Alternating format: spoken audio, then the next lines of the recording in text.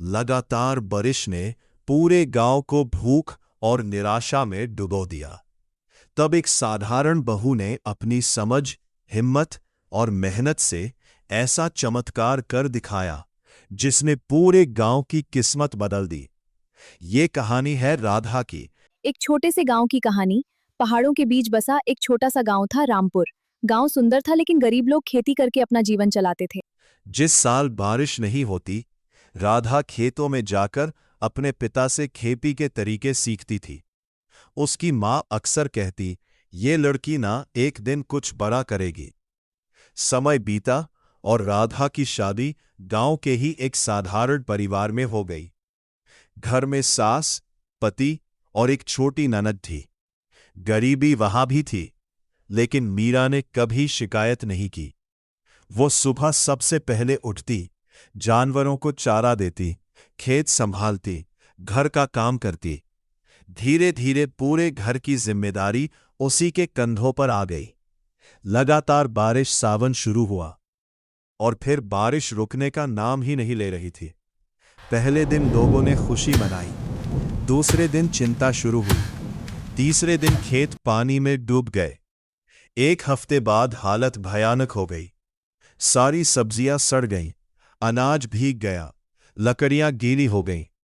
अब सबसे बड़ी समस्या थी खाना कैसे बने। गांव के चूल्हे बुझ चुके थे।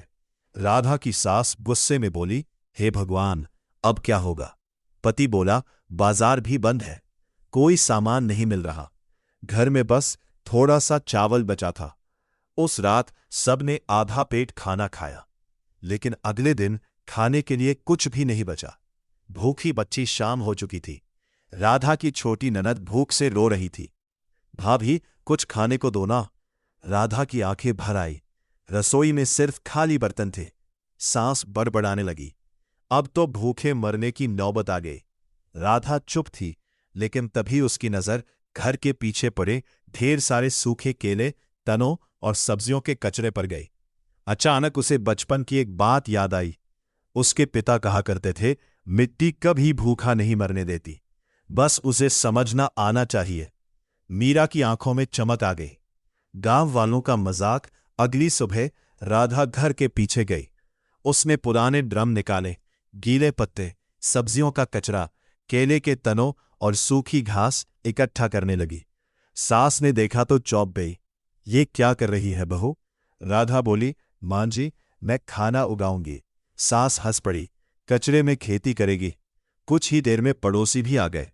सब हंसने लगे, अरे ये लड़की पागल हो गई है, बारिश में खेती करेगी। लेकिन राधा चुप रही। उसने बड़े ड्रम में मिट्टी भरी, उसमें कचरा डाला, फिर बीज बो दिए। सब उसे देखकर मजाक उड़ाते रहे, लेकिन राधा रोज मेहनत करती रही। वो बारिश में भीगती, कीचड़ में फिसलती, लेकिन हार नहीं मानती। भूख बढ़ती गई, दिन बीतते गए। गांव में खाने की हालत और खराब हो गई। अब लोग पेड़ों के पत्ते उबालकर खाने लगे थे। कई घरों में बच्चे भूखे सो रहे थे। राधा का पति भी परेशान था। ये सब छोड़ो राधा, इससे कुछ नहीं होगा। लेकिन राधा ने सिर्फ इतना कहा, बस 2 दिन और। चमत्कार। 7वें दिन सुबह राधा दौड़ती हुई घर के पीछे गई, और जैसे ही उसने ड्रम का ढक्कन हटाया, उसकी आंखें चमक उठी। अंदर छोटे छोटे हरे पौधे निकल आए थे। ताजी पालक, मेथी, धनिया और छोटे टमाटर। राधा खुशी से रो पड़ी। उसने तुरंत कुछ सब्जियां तोड़ी और घर में खाना बनाया। जब खाने की खुशबू फैली, सास हैरान रह गई, ये सब कहाँ से आया। राधा मुस्कुराई। कचरे से सास को यकीन नहीं हुआ। पूरा गांव दंग रह गया। धीरे धीरे खबर पूरे गांव में फैल गई। लोग राधा के घर आने लगे। सच में उगाया है, इतनी जल्दी कैसे राधा ने।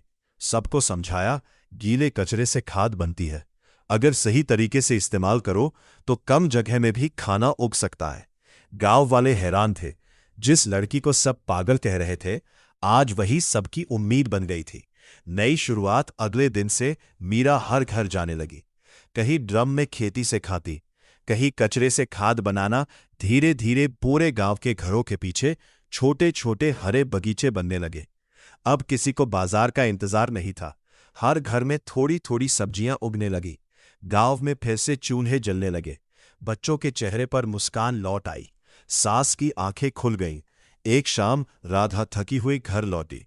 उसने देखा उसकी सास चुपचाप आंगन में बैठी थी। राधा बोली, मान जी खाना लगा दो। लेकिन इस बार सास की आंखों में गुस्सा नहीं था, आंखें नम थी। वो धीरे से बोली, बहू, मैंने तुझे बहुत गलत समझा। राधा चुप रही। सास आगे बोली, जिस चीज को हम कचरा समझ रहे थे, तूने उसी से पूरे गांव का पेट भर दिया। उसकी आवाज कांप रही थी। आज अगर गांव जिंदा है तो तेरी वजह से। राधा की आंखों से भी आंसू बहने लगे। सास ने पहली बार उसे गले लगा लिया। उस दिन के बाद रामपुर गांव बदल गया। अब वहां कोई कचरा नहीं फेंकता था। हर घर में छोटे छोटे बगीचे थे और गांव वाले अपने बच्चों को एक बात जरूर सिखाते, मुश्किल समय में सबसे बड़ी ताकत पैसा नहीं समझ होती है। कभी कभी जिन चीजों को हम बेकार समझते हैं, असल में वही हमारी जिंदगी बचा सकती है। इसीलिए किसी भी ज्ञान को छोटा मत समझो। पुराने तरीके पुराने जरूर होते हैं, लेकिन बेकार नहीं। और याद रखो, अक्ल और मेहनत मिल जाए तो इंसान मिट्टी से भी जिंदगी उगा सकता है।